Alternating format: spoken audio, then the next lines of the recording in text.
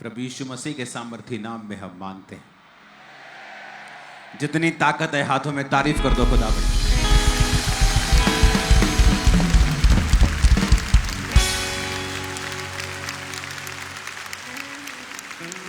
आपका चार्ज जितना है ना, उसे देखकर शैतान डर जाएगा, डरा हुआ है वो।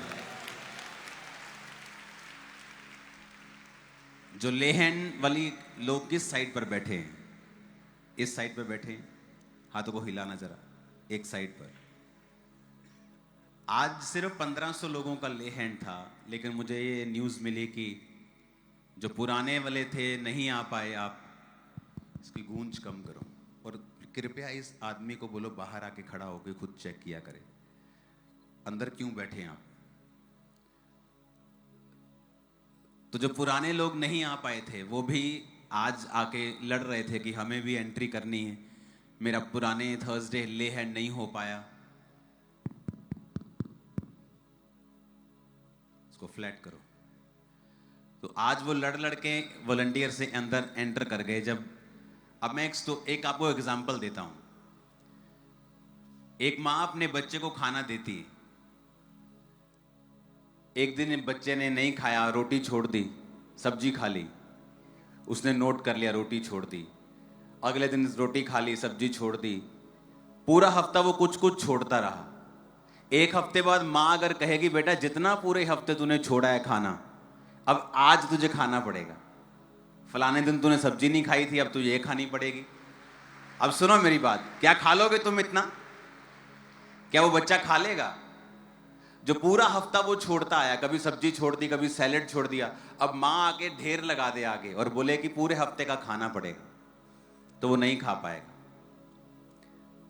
तो हर मीटिंग की एक लिमिट होती है कि हमें 2-3 घंटे में लेहन खत्म करना है, क्योंकि लोग वापस चले जाएं। उनकी बसेस वेट कर रही हैं कि लेहन के बाद वो आए तो हम चलें। लेकिन अगर वो लेहन, अब आपको एक नुक्कड़ दिख रही होगी कि सिर्फ इन्हीं लोगों का लेहन है। 5000 से ज्यादा लोग हैं उस लाइन में। सिर्फ एक लाइन की बात कर रहा हूं। लेहन को जो आज एंटर किए हैं, उनके नंबर जो नोट किए हैं, 5000 लोग हैं। अब आप इमेजिन करो, एक लाइन में 5000 अगर लेहन स्टार्ट करेंगे तो सुबह तक नहीं होगा। तो आप उस मम्मी की तरह हैं जो अपने बच्चे को कह रहे हो कि आज बेटा जितना खाना तूने नहीं खाया सारा खाना पड़ेगा। तो वो नहीं हो सकता है। लेकिन आज मैं आप पर लेहन सब पे करूंगा, डोंट वरी। लेकिन नेक्स्ट टाइम ऐसा मत करना। आप इमेजिन करो, अगर आप अपने घर वालों को बोलोगे कि तुमने जितना खाना छोड़ा एक दिन में ही खाना पड़ेगा, वो पॉसिबल नहीं। तो अगर आपने मिस्टेक किया, आप नहीं आए, जिस थर्सडे मैं नहीं आया, आपको अगले थर्सडे मौका मिलता है, आप आ जाओ, लेहन होता है। लेकिन अगर आपको बुलाया, आप नहीं आए, अगले थर्सडे भी नहीं आए, और आप 3 महीने बाद आके बोलो कि मेरा कार्ड बना हुआ, मैंने प्रेयर करवानी है, तो उस दिन जो लोग आए हुए हैं वो लेट हो जाएंगे वापस जाने में। तो मैं नहीं चाहता लोग सुबह या कल तड़के अपने घर पहुंचे। तो इसीलिए आपकी एक लिमिट सेट होती है कि इतनी लिमिट में ले हैंड होगा, सबका नंबर भी आ जाएगा और सारी चर्च सुखी रहेगी, टाइम पर हम वापस चले जाएं। तो आज मैं आपको इस गलती को हम फिनिश करते हैं। आज ले हैंड सब पे हो जाएगा, डोंट वरी। मैं नहीं चाहता कि मैं आपको वापस भेजूं बिना ले हैंड के, क्योंकि मेरा भी यही हार्ट है। मैं फ्री हूं अपने पर्सनल कामों से, मुझे कोई पर्सनल अपना काम नहीं है। मेरा काम सिर्फ आप लोग हो, दैट्स इट।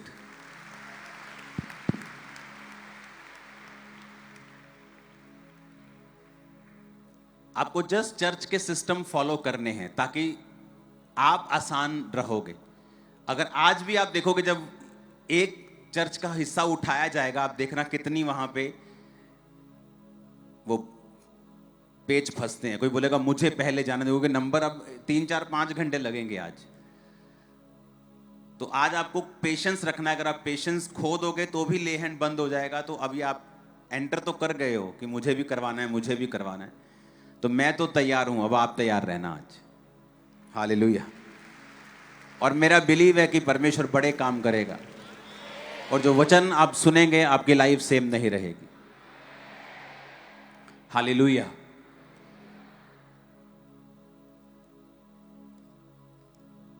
एक पावर है, वो पावर है सफरिंग्स की।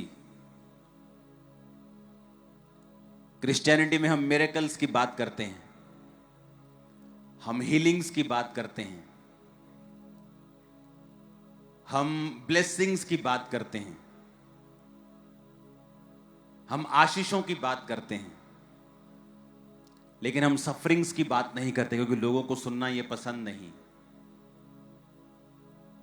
लेकिन मैं आपको यह बताना चाहता हूं कि सफरिंग्स, क्राइस्ट के लिए दुख उठाना, अगर आपको वो लिखा बेटा बनाएगा तो वो कोड़े भी लगाएगा। अगर आपको कोड़े नहीं लगे तो आप नाजायज संतान हो। बाइबल में लिखा तुम जायज संतान नहीं हो, क्योंकि अगर वो तुम्हें पुत्र बनाएगा तो तुम्हें कोड़े भी लगाएगा। लेकिन आज की चर्च जो है वो कोड़े खाना नहीं चाहती है। इसका डिले खत्म करो। वो चाहती है कि हमें ब्लेसिंग मिले, हमें सामर्थ चाहिए, अभिषेक चाहिए, हमें आशीष चाहिए, हमें बिजनेस चाहिए, हमें कैरियर चाहिए, लेकिन हमें सफरिंग्स नहीं चाहिए।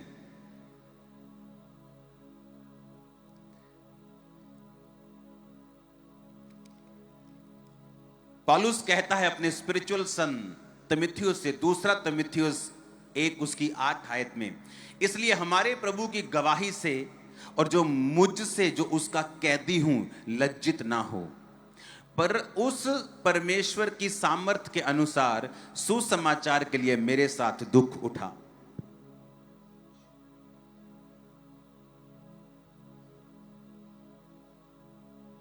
अपने पड़ोसी को बोलो दुख उठा। यहां पौलुस कह रहा है अपने स्पिरिचुअल सन से कि मेरे साथ दुख उठा। अपने पड़ोसी को बोलो दुख उठा। 9 आयत कहती, जिसने हमारा उद्धार किया और पवित्र बुलाहट से बुलाया, और वह हमारे कामों के अनुसार जो मसीह यीशु में सनातन से हम पर हुआ है। फिर से पढ़ेंगे इस आयत को, 9 आयत सब पढ़ेंगे। बोलो, जिसने हमारा उद्धार किया और पवित्र बुलाहट से बुलाया, और ये हमारे कामों के अनुसार नहीं, पर उसके उद्देश्य और उस अनुग्रह के अनुसार है जो मसीह यीशु में सनातन से हम पर हुआ है। आमीन। 12 आयत में लिखा है, इस कारण मैं इन दुखों को भी उठाता हूं पर लजाता नहीं, क्योंकि मैं उसे जिस पर मैंने विश्वास किया है जानता हूं, और मुझे निश्चय है कि वह मेरी धरोहर की उस दिन तक रखवाली कर सकता है। जो खरी बातें तूने मुझसे सुनी हैं, उनको उस विश्वास और प्रेम के साथ जो मसीह यीशु में हैं अपना आदर्श बनाकर रख, और पवित्र आत्मा के द्वारा जो हम में बसा हुआ है इस अच्छी धरोहर की रखवाली कर। पौलुस कहता है इस धरोहर की, कौन सी धरोहर? कि तुम अनंत जीवन पा चुके हो। अगर तुमने मसीह को कबूल किया है तो तुमने अनंत जीवन को पाया है और तुम स्वर्ग के वासी हो। कहता अगर तुम स्वर्ग के वासी हो, तुमने अनंत जीवन को पा लिया है, तो पवित्र आत्मा के द्वारा इस धरोहर की, इस मिरास की रखवाली करनी है। और कहता सुसमाचार के लिए मेरे साथ दुख उठाना है। परमेश्वर अपने बच्चों को डिसिप्लिन करने के लिए उन्हें परीक्षाएं देता है। कई बार वो परीक्षा देता है जब आप उससे दूर हटने लगते हैं, तो वो आपको परीक्षा देता है, और उस परीक्षा के बाद वो आपको अपने नजदीक फिर से करता है। या अगर आप परमेश्वर के करीब हैं और परमेश्वर आपको अगले लेवल पर लेके जाना चाहता है, तो भी वो आपको परीक्षा देता है और आपको दुख उठाने के लिए कहता है। लेकिन आज का क्रिश्चियन जब उस पर दुख आता है, वो उसके लिए दुख की बात है, आनंद की बात नहीं है।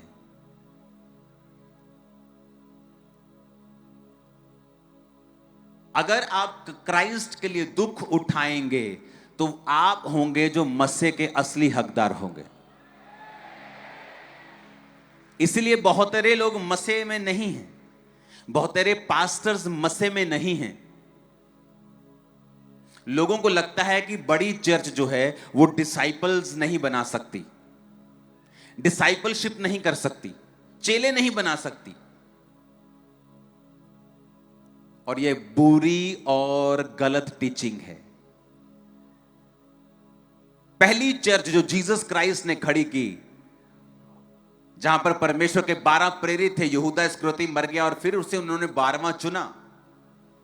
बाइबल कहती है एक दिन के अंदर 3-3 हजार लोग बपतिस्मा लेके उस मंडली में शामिल होते थे। बपतिस्मे 3,000 होते थे, तो इमेजिन करो मंडली कितने हजारों की होगी। एक एक दिन में 3,000, अगले दिन 5,000, जब जब सभाएं होती थी हजारों में लोग बपतिस्मा लेते थे। वो एक बड़ी मंडली थी और वहां डिसाइपल्स बनाए जाते थे। एक दिन में कोई डिसाइपल नहीं बन जाता था। बाइबल कहती है एक बंदा वहां वचन सुन रहा था, प्रेरितों के कामों को देख रहा था। उसके मन में आया कि मैं भी परमेश्वर के दान में काम आऊंगा, और अपनी प्रॉपर्टी को बेचकर प्रेरितों के पांव में रख दिया। और वही आगे चल के खुद प्रेरित बना, वो भी डिसाइपल बना।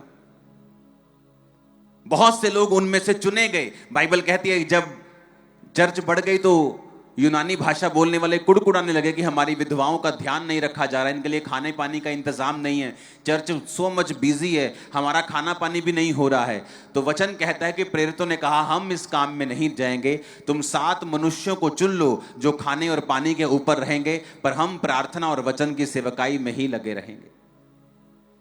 और वचन कहता है उन्होंने 7 मनुष्यों को चुना जो आत्मा से भरपूर थे, जिन्होंने लंगर की सेवकाई को किया, और वो भी लोग आगे चल के परमेश्वर के डिसाइपल बने। स्तिफनुस उनमें से एक था जो परमेश्वर के लिए शहीद हुआ था। तो बात चर्च बड़ी या छोटी की नहीं है, बात यह है कि क्या वो पवित्र आत्मा के द्वारा चल रही है, क्या वो चर्च सफरिंग्स के लिए तैयार है, क्या वो दुखों को सहने के लिए भी तैयार है कि नहीं, क्या वो परीक्षाओं को सहने के लिए भी तैयार है कि नहीं। वचन कहता है क्राइस्ट 12 साल की उम्र में ये जानते थे कि उन्होंने परमेश्वर के लिए वो आए हैं, इसलिए अपने माता और पिता को बोला कि मुझे अपने पिता के घर में होना जरूरी है। जब उसके माता पिता उसे ढूंढने के लिए 3 दिन लगातार घूमते रहे, और वो कहां मिला? परमेश्वर के घर में। लेकिन बाइबल कहती कि प्रभु यीशु मसीह ने भी दुख उठाकर आज्ञाओं को मानना सीखा। लेकिन आज का विश्वासी दुख उठाना नहीं चाहता। उसका 6-7 साल भी वो दुखों में निकाल ले, उसे लगता है कि परमेश्वर है ही नहीं है।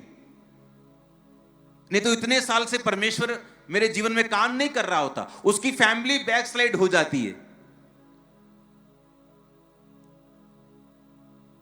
और शायद इसीलिए वचन कहता है कि परमेश्वर तुम्हें प्रेरितों के और भविष्यद्वक्ताओं की एग्जाम्पल देगा कि उनके जीवन को देखकर तुम परमेश्वर में समझना। क्योंकि मसीह में आए हुए मुझे 1 दशक हो गया था, 10 साल हो गए थे, और कुछ प्रार्थनाएं ऐसी थी कि मुझे लगता था कि 1 इंच का भी उनमें फर्क नहीं पड़ा। परमेश्वर ने मेरी प्रार्थना को नहीं सुना, कोई फर्क नहीं था लाइफ में, कई मसलों में।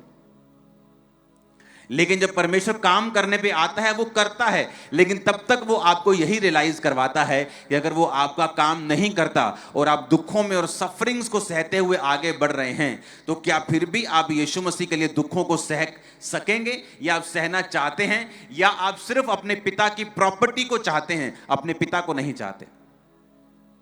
कुछ बच्चे होते हैं अपने पिता की प्रॉपर्टी से प्यार करते हैं, पिता मुझे प्रॉपर्टी दे दे, अपना बैंक बैलेंस दे दे, लेकिन जब पिता बीमार होता है उसकी टेक केयर करना वो नहीं चाहते। लेकिन पिता की अच्छी अच्छी चीजों को सब चाहते हैं, पर सेवा करना नहीं चाहते, टाइम देना नहीं चाहते, सफर नहीं करना चाहते। आज क्रिश्चियंस हैं जो परमेश्वर से ब्लेसिंग चाहते हैं, बरकत चाहते हैं, उनके बच्चों की जिंदगी में काम हो जाए, उनके बच्चों की लाइफ में काम हो जाए। लेकिन जब परमेश्वर उनको दुख उठाने के लिए कहता है, वचन कहता है, परमेश्वर का पौलुस दास कहता है कि मैं दुखों को उठाता हूं, लजाता नहीं हूं। कहता मैं शर्मिंदा नहीं होता हूं कि परमेश्वर के कारण मैं दुख उठा रहा हूं, इस बात से मैं शर्मिंदा नहीं हूं। क्योंकि सफरिंग्स जो आप क्राइस्ट के लिए उठाते हैं, ये वो सफरिंग्स नहीं हैं जो आपने अपनी जिंदगी में ऐसे ही उठाई हैं कि आपको बुरा पार्टनर मिल गया, आपने सफरिंग्स को देखा है। या आपने कोई गरीबी की सफरिंग्स को, दुखों को देखा है, लेकिन जब आप मसीह में दुखों को उठाते हैं तो वो दुख आपको नेक्स्ट लेवल के लिए तैयार करते हैं। वो दुख आपको परमेश्वर के करीब करते हैं। कई बार जब आप वचन सुनते हुए भी, वचन को जानते हुए भी प्रार्थना में नहीं होते, तो कई बार परमेश्वर दुखों को अलाउ करता है कि वो आपकी जिंदगी में जाएं। फिर वो दुख, वो बीमारी फिर दवाई से हील नहीं होती। वो फ्रस्ट्रेटिंग टाइम होता है और फिर परमेश्वर बताता है कि तुझे मेरे करीब रहना है। कई बार वो दुखों को अपने करीब करने के लिए आपको इस्तेमाल करता है। कई बार आप करीब होते हैं, प्रार्थना पूरी होती है, फिर भी वो दुखों का इस्तेमाल करता है ताकि आपको उसके बाद एक नए लेवल पे, एक नेक्स्ट लेवल पे लेके जा सके। क्योंकि नेक्स्ट लेवल पे लेके जाना भी पॉसिबल नहीं है। अगर आप 9th में हैं और अगर आप परीक्षा नहीं देंगे तो आप 10th में कभी नहीं हो सकते हैं। आपको परीक्षा के बाद ही अगली क्लास में जाना पड़ता है। और परमेश्वर के किंगडम में, परमेश्वर की यूनिवर्सिटी में आपको हर परीक्षा पास करके अगले लेवल पे जाना होता है। उसकी यूनिवर्सिटी में कोई शॉर्टकट नहीं है। आपको हर एक कोर्स लेना पड़ता है और उसे पूरा करना पड़ता है। और अगर आप परमेश्वर के बलवंत हाथ के नीचे दीनता से रहते हैं और आप परमेश्वर में दुखों को उठाते हुए चलते हैं, फिर आपकी लाइफ कंपेयर नहीं हो पाएगी। वो इतनी ब्लेस्ड और इतनी ऊंचाई पे होगी। अभी आप पे निर्भर करता है, आप क्या चाहते हैं। क्योंकि आज का विश्वासी जो है वो सफरिंग्स को उठाना नहीं चाहता है। वो नहीं चाहता वो सफरिंग्स को उठाए। इब्रानियां 12 उसकी 5 में लिखा है, तुम उस उपदेश को जो तुम्हें पुत्रों के समान दिया जाता है भूल गए हो। हे मेरे पुत्र, प्रभु की ताड़ना को हल्की बात ना जान। जब वह तुझे घुड़के तो साहस ना छोड़, क्योंकि प्रभु जिससे प्रेम रखता है उसकी ताड़ना भी करता है, जिसे वो पुत्र बना लेता है उसको कोड़े भी लगाता है। वो कौन सा पुत्र है जिसकी ताड़ना पिता नहीं करता? सब बोलो आमीन। 11 आयत में लिखा, वर्तमान में हर प्रकार की ताड़ना आनंद की नहीं परंतु शोक की बात दिखाई पड़ती है, तो भी जो उसको सहते सहते पक्के हो गए हैं, बाद में उन्हें चैन के साथ धर्म का प्रतिफल मिलता है। कहता है आजकल अगर ताड़ना होती है तो इसको आनंद की बात नहीं समझती जनता। विश्वासी से आनंद की बात नहीं समझता। जब उसे बीमारी के रूप में या किसी भी परीक्षा के रूप में या फाइनेंशियल स्ट्रगल के रूप में कोई ताड़ना मिलती है तो वो इसको आनंद की बात नहीं समझता, वो इसको दुख की और शोक की बात समझता है। क्योंकि चर्चिस में अगर एक ही फेस दिखाया जाएगा कि परमेश्वर में आने पर सब ब्लेस हैं, सब ऊंचा ही ऊंचा होता जा रहा है, तो उसका दूसरा फेस अगर आपको नहीं दिखाया जाएगा कि दूसरा हिस्सा है जो क्राइस्ट के लिए हमने सफरिंग्स को लेना है, क्योंकि फिर जो लेवल आपका होगा वो लोगों का नहीं होगा। जिस तरह से फिर परमेश्वर आपकी तैयारी करेगा आपने किसी और की नहीं देखी होगी। जो ग्रेस फिर आपके ऊपर होगी वो किसी के ऊपर नहीं होगी। बाइबल कॉलेज के बच्चों को मैं खुद क्लास देता हूं, और जब मैं उनको क्लास दे रहा था तो मैंने उनको कहा कि यहोशकेल की पुस्तक को पढ़ो। बाइबल कहती है वो बंधुओं के बीच में नदी के तट पर पड़ा था। कौन से बंधु? जो इजराइल से आए थे। क्यों आए थे? क्योंकि उन्होंने परमेश्वर को छोड़ दिया था। अब उन्होंने तो परमेश्वर को छोड़ा और वो बंधुआई में थे, लेकिन यहोशकेल का क्या कसूर है कि वो नबी होता हुआ भी बंधुआई में था। और वचन कहता है परमेश्वर का वचन उसके पास पहुंचा और उसने दर्शन देखा। जो आप चर्च का लोगो देखते हो, the church of science and wonders का शेर और इधर बैल और इधर चील और पीछे मनुष्य का चेहरा, वो उसी दर्शन से लिया गया था जो परमेश्वर ने मुझे यहोशकेल के विषय में दिखाया था। जो आपको मैं वचन के अनुसार आपको बता चुका हूं। अगर वो लोगो है तो उसे उन्हें दिखाना कि उस लोगों का मतलब क्या है, उस जो परमेश्वर ने हमें दिया था। तो वचन कहता है कि धर्मी इसलिए बंधुआई में था क्योंकि उसका देश पाप कर बैठा था, लेकिन वो धर्मी पाप में नहीं था। और परमेश्वर ने बाइबल में लिखा उस बंधुआई में भी यहोशकेल से बात की और उसने दूतों को आते हुए देखा, पहियों के समान जिन पे आंखें ही आंखें थी। अगर आप वचन पढ़ेंगे तो ऐसा दर्शन दुनिया में किसी को नहीं मिला था। ऐसी बात आज तक परमेश्वर ने किसी से नहीं की थी। ऐसा विजन, ऐसा दर्शन, ऐसी रेवलेशन परमेश्वर ने किसी के साथ शेयर नहीं की थी जो परमेश्वर ने यहोजकेल के साथ की।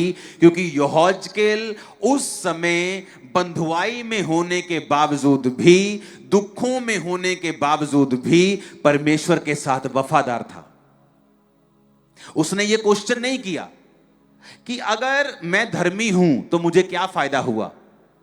ये पापी लोग, ये भी अपने पाप के कारण, अगर हम कहते हैं कि पाप के कारण हैं तो हम सब बंधुआई में हैं, तो मैं कौन सा राजा बन गया हूं? मैं भी तो बंधुआई में ही हूं। अगर ये कबार नदी के तट पर बैठे हैं सभी, तो मैं भी तो यहीं बैठा हूं। अगर इस देश में मंदी आई है और पापी सारे मंदी में हैं, तो धर्मी भी तो मंदी में, तो फिर धर्मी को क्या फायदा है? या क्या ऐसा हो गया उसकी लाइफ में जो ये प्रूफ करता है कि परमेश्वर उसके संग है?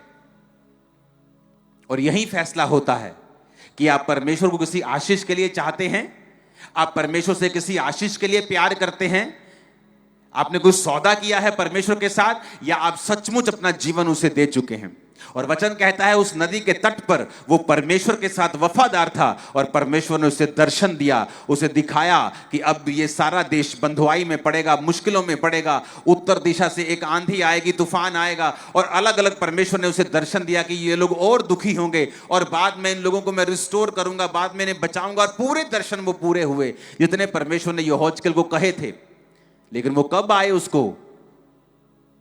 वो तब आए जब कबार नदी के तट पर बंधुआई के लोगों के बीच में भी वो परमेश्वर के साथ वफादार था, और उन सफरिंग्स को, उन दुखों को वो सह रहा था, और बिना परमेश्वर को कंप्लेंट किए वो परमेश्वर में वफादार था। आज चर्च सफरिंग्स लेना नहीं चाहती है। पौलुस कहता मैं शर्माता नहीं हूं जब तुम्हारे रिश्तेदार तुम्हारा नाम काट देते हैं, तुम्हारा गांव, ਤੁਹਾਡਾ ਪਿੰਡ ਤੁਹਾਡਾ ਨਾਂ ਕੱਟਦਾ, ਸਰਪੰਚ ਆਂਦਾ ਕਹਿੰਦਾ ਓਏ ਤੁਹਾਡੇ ਵਿਆਹ ਤੇ ਨਹੀਂ ਆਣਾ, ਤੁਹਾਨੂੰ ਭਾਂਡੇ ਨਹੀਂ ਦੇਣੇ। ਭਾਂਡੇ 'ਚ ਵੜ ਗਏ ਤੇਰੇ ਭਾਂਡੇ। ਹਾਂ,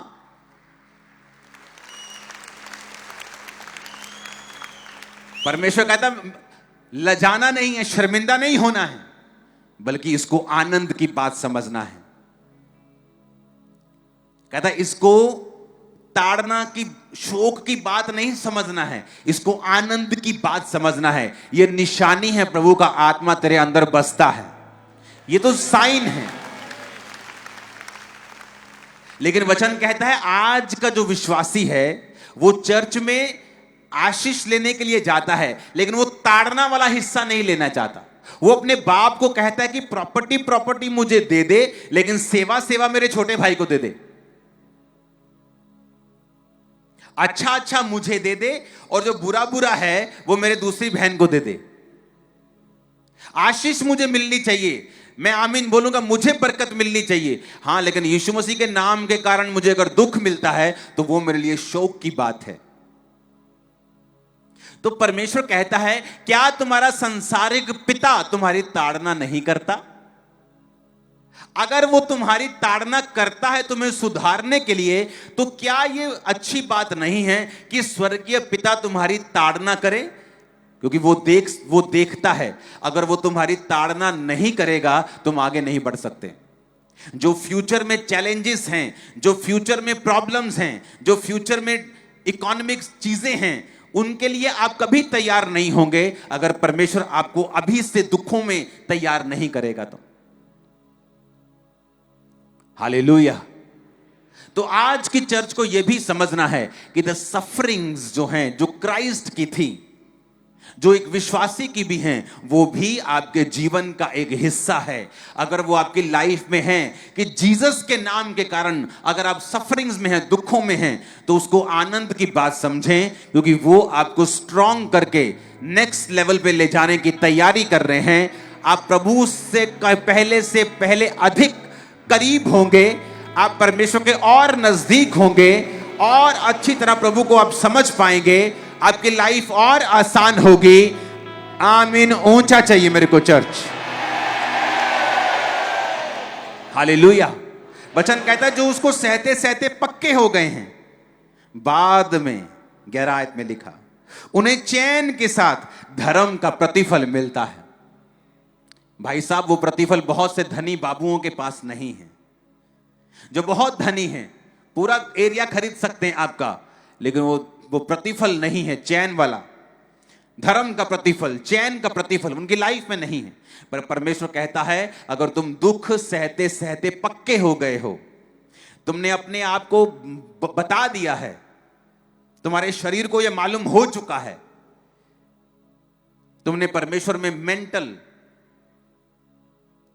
स्पिरिचुअल, फिजिकल, फाइनेंशियल हर तरह का सफरिंग्स तुमने सह ली है, तुम सहते सहते पक्के हो गए हो, फिर कहता तुम्हें धर्म के साथ चैन का प्रतिफल भी मिलेगा, चैन के साथ धर्म का प्रतिफल मिलेगा। और यह बहुत बड़ी बात है। प्रतिफल वो होता है जब आप प्रार्थनाएं करते रहते हैं और आपको फल नहीं मिलता, लेकिन प्रतिफल का मतलब होता है कि जितनी मेहनत तुमने की है उसका पूरा हिस्सा तुम्हें मिलेगा। जब तुम दुखों में थे, जब तुम मुश्किलों में थे, जब तुम परीक्षाओं में थे और तुमने जितनी प्रार्थनाएं की थी, परमेश्वर कहता उन सब प्रार्थनाओं का प्रतिफल भी मैं तुम्हें दूंगा। और हो सकता है कि 10 साल के बाद वो इतना बड़ा प्रतिफल दे कि 11वें साल आपके पास हजारों सालों की आशीष हो। वो रखता नहीं है, वो रख नहीं सकता। तुम बो सकते हो, वो तुम्हें ज्यादा देगा। दाऊद ने बोया, परमेश्वर ने सुलेमान को इतना दिया, किसी के पास इतना नहीं था। इतिहास की कुछ स्टोरियां झूठी हैं कि फलाना व्यक्ति सबसे अमीर था दुनिया का, पता नहीं कौन किसका नाम लेते हैं, मानसा किसका नाम लेते हैं। डॉक्यूमेंटेड है, सुलेमान से अधिक अमीर कोई राजा आज तक नहीं हुआ। डॉक्यूमेंटेड है ये। इतना सोना, इतना उसका जो वैभव था इतना ज्यादा था। नॉलेज सबसे अधिक आज तक सुलेमान को थी। उसे घोड़ों के बारे में पता था, उसे चंद्रमा, उसे सूर्य, समुद्र की मछ, बाइबल कहती हर विषय में परमेश्वर ने उसको बुद्धि दी थी। जो भी राजा उसकी बुद्धि की बातें सुनने के लिए आता था, गवाही दे के जाता था कि जो तेरे विषय में हमने सुना है वो कम सुना है, जो तेरे पास है वो ज्यादा है। तो ये प्रूफ है और ये उस बात को कट करता है जो बोलते कि नहीं ये राजा अमीर था, क्योंकि जिसके पास बुद्धि ज्यादा है वो एक बिजनेस कर सकता है, बुद्धि है, दूसरा भी कर सकता है, तीसरा भी कर सकता है। वो बुद्धि की बात होती है। जब बुद्धि होती है आप कर सकते हैं, आप मल्टी काम कर सकते हैं, मल्टी मैनेजमेंट कर सकते हैं, मल्टी टास्क कर सकते हैं। तो वो बुद्धि बाइबल कहती है सुलेमान के पास थी, उसने परमेश्वर से मांगी। वो बोने वाला व्यक्ति जब आप बोते हैं तो भी स्वर्ग आपके लिए खुलता है। हालेलुया। अपने हाथों को, हालेलुया,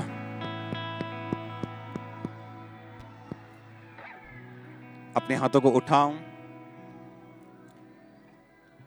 अपने हाथों को। फिर से कहो, खुदावन आज मैं जो कुछ सुन रहा हूं मैं उसे मानूंगा। फिर से कहो ऊंची आवाज में। और जब मेरी ताड़ना होगी मैं रोऊंगा नहीं। आमीन। दूसरा कुरिन्थिया 1 उसकी 4 आयत में लिखा, वह हमारे सब कलेशों में शांति देता है ताकि हम उस शांति के कारण जो परमेश्वर हमें देता है उन्हें भी शांति दे सकें जो किसी प्रकार के कलेश में हैं। सब बोलो आमीन। क्या कह रहा है परमेश्वर? कहता वो सब कलेशों में हमें शांति देता है ताकि हम उस शांति के कारण जो परमेश्वर हमें देता है दूसरों को शांति दे सके। आज जब लोग मेरे पास आके बोलते हैं कि मैं 7 साल से परीक्षा में हूं, और अगर खुद मैं परीक्षा में ना रहा होता मैं सोच में पड़ जाता, ओ अच्छा 7 साल से तुम्हारा काम नहीं हुआ, 7 साल से तुम दुखों में हो, और शायद मैं भी डाउट करने लगता प्रभु पे। लेकिन बाइबल कहती है जब वो आपको तैयार करता है, आपकी ट्रेनिंग करवाता है। तो मेरी ट्रेनिंग परमेश्वर ने कराई कि सालों साल बिना प्रार्थना के उत्तर से भी क्या मैं परमेश्वर के साथ वफादार हूं। और एक दिन आता है जब वो आपका पूरा हिसाब किताब बराबर कर देता है। तो जब मैं लोगों के सामने बैठता हूं मुझे पूरा कॉन्फिडेंस होता है कि डोंट वरी, वो जवाब देगा, और ऐसा देखा कान खुले रह जाएंगे और आंखें खुली रह जाएंगे। Don't worry. आमीन। तो ये मुझे मालूम होता है क्योंकि मेरा ये पर्सनल एक्सपीरियंस है। और वचन भी क्या कहता है कि हमें इसीलिए शांति मिली है कि हम दूसरों को शांति दे सकें। हम इसीलिए कलेश में से होकर निकले और फिर हमने शांति पाई, ताकि दूसरे जो कलेशों में से होकर निकल रहे हैं हम उन्हें शांति दे सकें। कलीसिया, अगर आप सफरिंग्स के लिए तैयार नहीं हैं, अगर आप ये हिस्से को सुनना नहीं चाहते हैं, तो आपने अभी क्रिश्चियनिटी को जप्फी नहीं डाली है, आपने उसे हग नहीं किया है, आप उससे लिपटे अभी नहीं हैं। आप अधूरी जानकारी के साथ चल रहे हैं जो बहुत ज्यादा डेंजरस होती है। लेकिन हमारी सफरिंग्स दूसरों की तरह नहीं है। सफर दूसरे भी करते हैं, दुख दूसरे भी उठाते हैं, लेकिन वचन कहता है तुम्हारा दुख तुम्हें आगे बढ़ाने के लिए, अलग लेवल पे लेके जाने के लिए, तुम्हें परमेश्वर के करीब करने के लिए, तुम्हारी लाइफ की एक बड़ी गवाही को पैदा करने के लिए, तुम्हें दुनिया से अलग करने के लिए और ऐसी ब्लेसिंग देने के लिए जो किसी के पास नहीं होगी, वो इसलिए आता है। आमीन। मेरे को खड़कने वाला चाहिए चर्च। Hallelujah, hallelujah.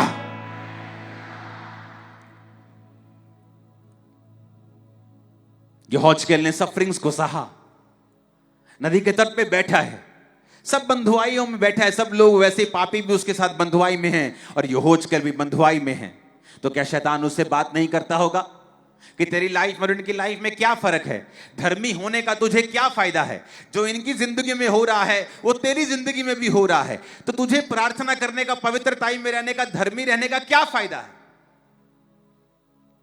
दाऊद को भी शैतान बोल सकता था, तेरे भाई पाप में हैं, वो राजा की सेना में है, तू क्या भेड़ चराते पवित्र टाइम में प्रार्थना करता रहता है, तू भी जा और पाप कर। और इसीलिए दाऊद राजा बनाया गया और उसके भाई फेल हो गए जब परमेश्वर उनको मसा करने के लिए आया। आपने जानते हैं आज चर्च में कितने लोग फेल हो जाते हैं जब परमेश्वर ने कुछ बरकत देने के लिए उनके पास आता है तो। हालेलुया। तो हमें एक पार्ट जो खुदावंद ब्लेसिंग देता है, छुड़ाता है, चंगा करता है, वो भी याद रखना है, क्योंकि वो भी हमारे जीवन का हिस्सा है।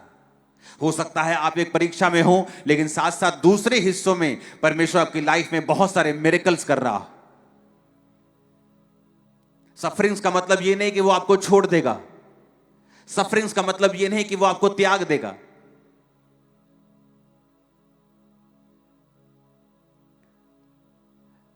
हमारी लाइफ में ऐसी बड़ी गवाहियां हैं कि परमेश्वर ने एक बड़ा काम करने से पहले हमारी लाइफ में दुखों में से हमें निकाला है।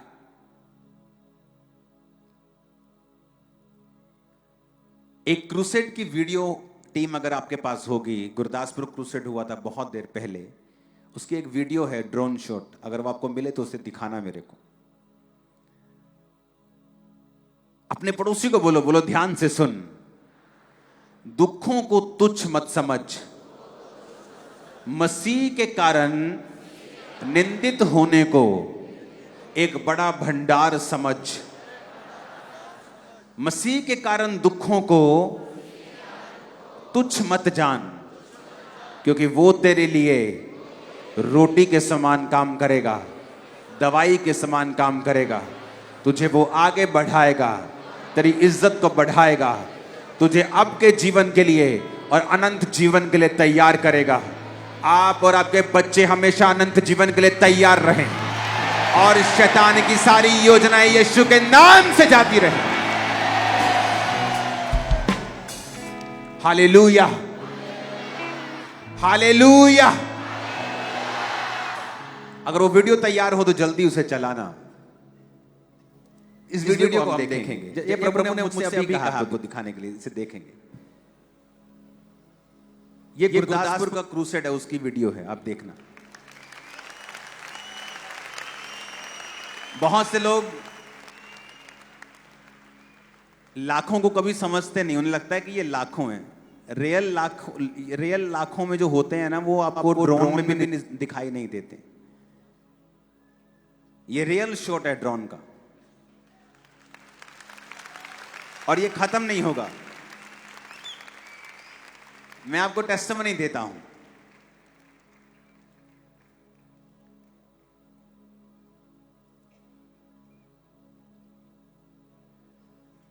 चलाना फिर से इसको, अब ध्यान से देखना इसको।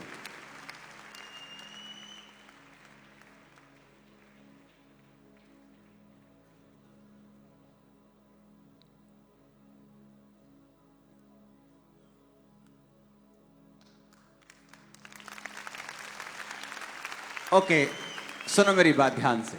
अब सबको गैदरिंग दिखती है, मैं आपको बता रहा हूं, ये सबसे बड़े क्रूसेड्स में से आपको एक मिलेगा इंडिया के। सुनो मेरी बात, सबको गैदरिंग दिखती है कि रियल लाखों में गैदरिंग किसे कहते हैं, वो ड्रोन शॉट आपको दिखाता है। इस क्रूसेड पे जब मैं जा रहा था, अभी हम घर से निकलने वाले हैं, मुझे सुबह मालूम होता है कि मेरी बेटी को बुखार चढ़ गया।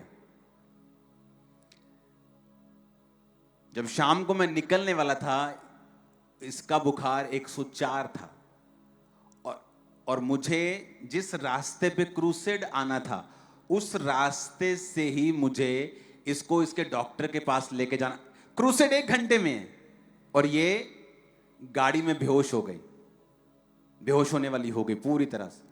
और मुझे गुस्सा चढ़े उस लड़की पे जो इसके साथ ड्यूटी होती थी, जिसकी, जो अगर हम दोनों मिनिस्ट्री में हैं तो पूरा दिन हम बच्चों पर ध्यान देते हैं, 1 सेकंड भी ऐसा नहीं होता कि हाँ। तो जब क्रूसेड होता है कि आप 1-2 घंटे 2-3 घंटे बिजी हो गए, उतने में ही कुछ हो गया, तो आप इमेजिन करो कि शैतान ने कितनी कोशिश की। अब मैं उस लड़की को डांटूं तो मैं आत्मा से बाहर हुआ। लोग तो इतने बड़े बड़े गुनाह करके भी एक्टिंग कर लेते, मैं तो छोटा करके भी मुझे गिल्टी फील होती है कि यार इसको क्यों डांटा मैंने। तो ना मैं डांट सकता हूं, अब ना कुछ कर सकता हूं, और मुझे मालूम था कि ये टेम्परेरी है। मैं जैसे ही क्रूसेड पे पहुंचूंगा सब कुछ नॉर्मल हो जाएगा। लेकिन मैं आपको बता रहा हूं कि आपको कई बार डेविल तंग करने की कोशिश करता है, वो आपको, और कई बार परमेश्वर भी आपको परखता है। एक बार एक अजीब सिचुएशन में मैं फंसा, तो उस सिचुएशन में मैं भी आपकी तरह मनुष्य हूं। 24 घंटे की प्रभु मुझसे बात करता है, ऐसा कोई भी दुनिया का सेवक नहीं कह सकता। 24 आवर कि आपको हर चीज पता है। आप फिर इंटरनेट वाले प्रॉफिट हो तो भी आपको, तभी आपको पता, नहीं तो आप रियल हो तो फिर आपको सब कुछ नहीं पता है।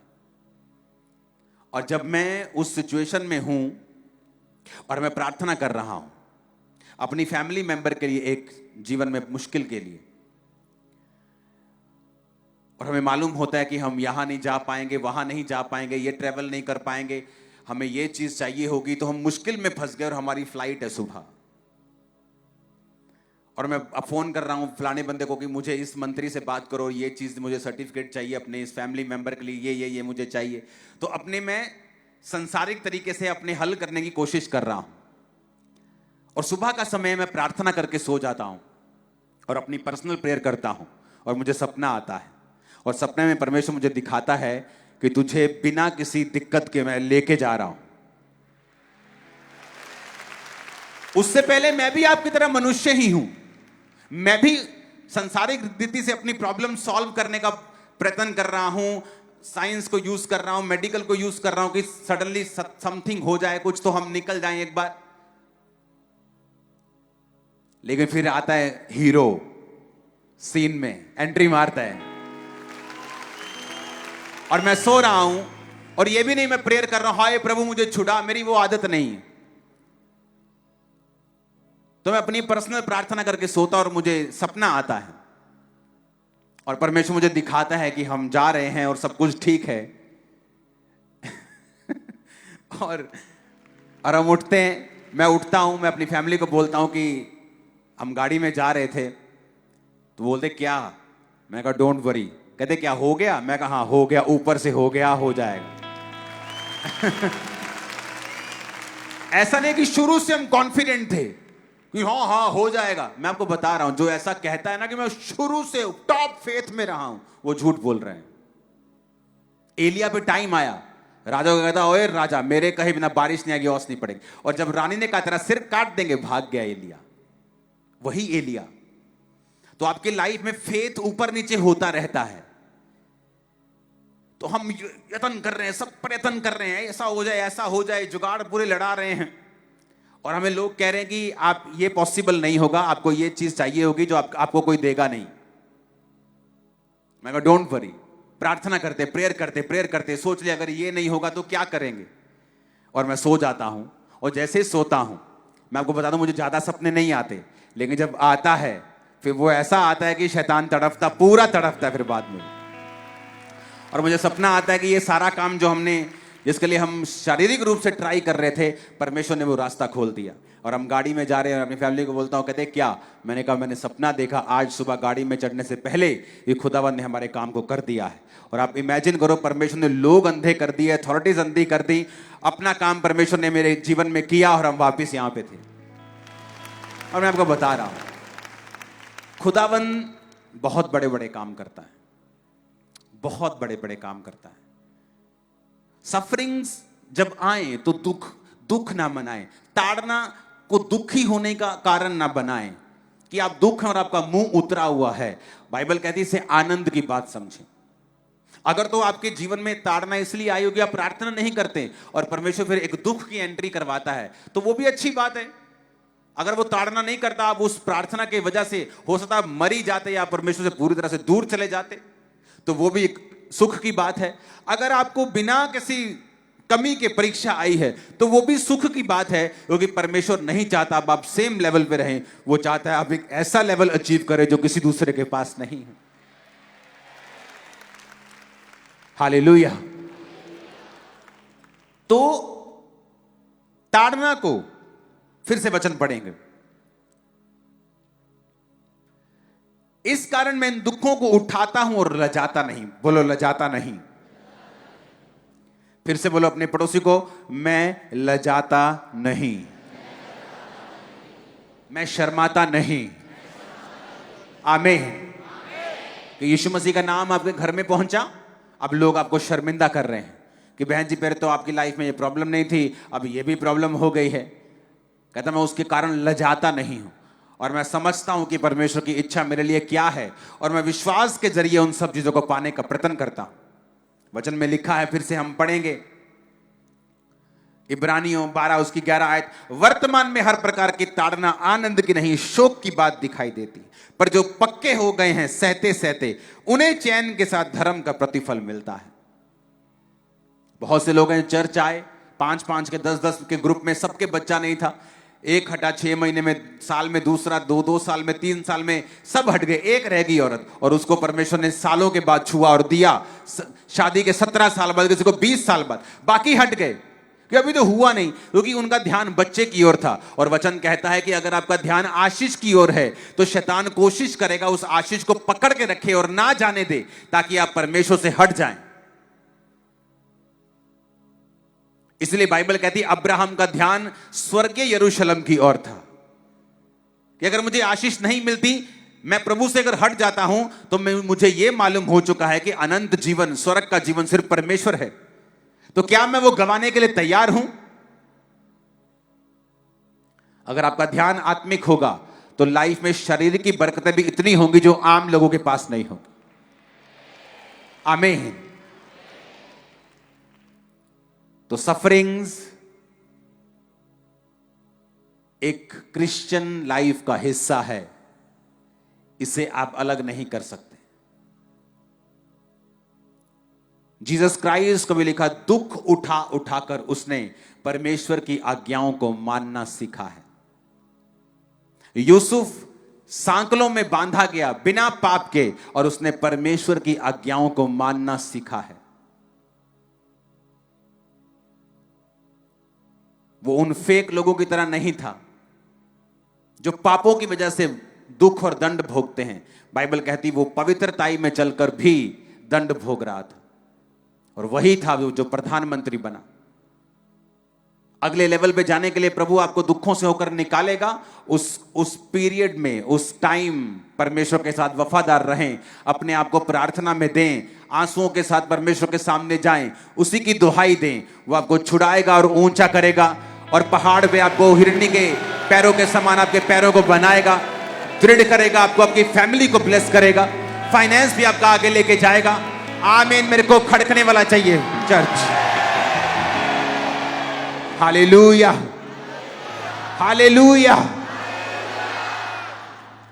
सफरिंग्स को सहना सीखें।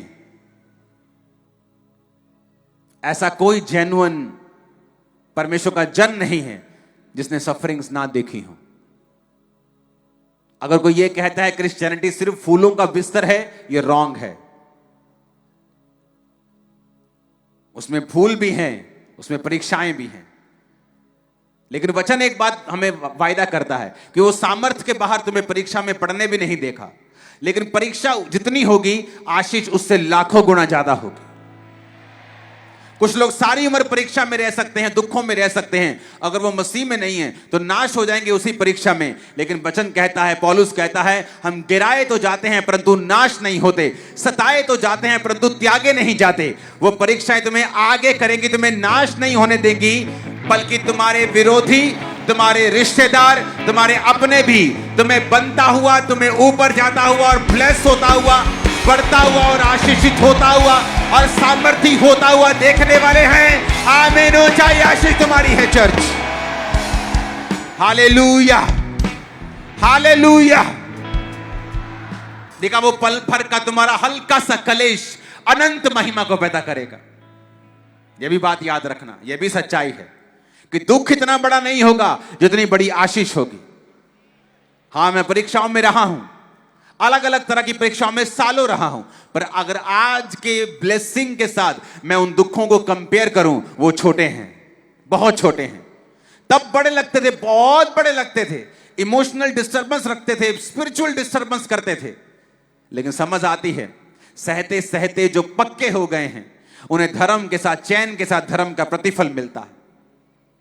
आमीन। अपने हाथों को उठाओ, कहो खुदा से कि चैन के साथ मैं धर्म के प्रतिफल को पाऊंगा। फिर से बोलो, फिर से बोलो, फिर से बोलो।